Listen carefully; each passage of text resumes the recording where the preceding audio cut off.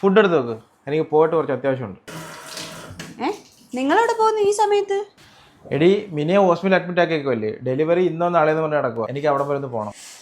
ഞാൻ നിങ്ങളോട് പലവട്ടം പറഞ്ഞു കഴിഞ്ഞു, ഞാനായിട്ട് ബന്ധമില്ലാത്തവരടുത്ത് നിങ്ങൾക്കത് വേണ്ടാന്ന്. അവൾ എൻ്റെ അനിയത്തിയല്ലേ, ഞാൻ വഴിയുള്ള ബന്ധങ്ങളൊക്കെ മതി.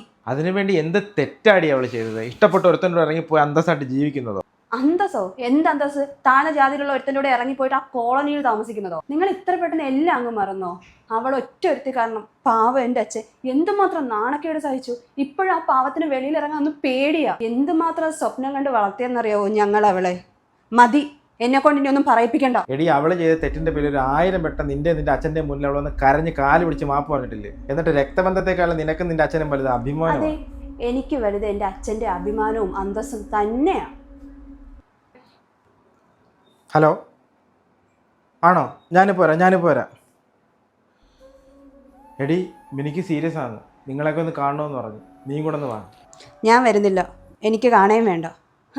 ഇതൊക്കെ അവളുടെ പുതിയ നമ്പറാ. അവളോട് ചെന്ന് പറഞ്ഞേക്ക്, ആ കുഞ്ഞുമായിട്ട് ഒന്ന് വീട്ടിൽ കയറി സിമ്പതി പറ്റാനാണെന്നുണ്ടെങ്കിൽ അതൊന്നും അവിടെ നടക്കത്തില്ല. കഷ്ടം, എന്തൊരു ദുഷ്ട മനസ്സാടി നിന്റെയൊക്കെ.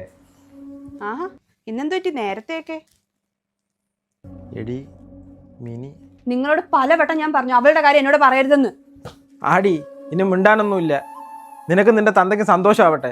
അവളും ആ കുഞ്ഞും ഈ നശിച്ച ലോകത്ത് അങ്ങ് പോയി. പോയിന്നോ? ഞാൻ അവളെ ബോഡി കൊണ്ടുവരാൻ പോവാ. നിക്ക്, ഞാനും വരുന്നു.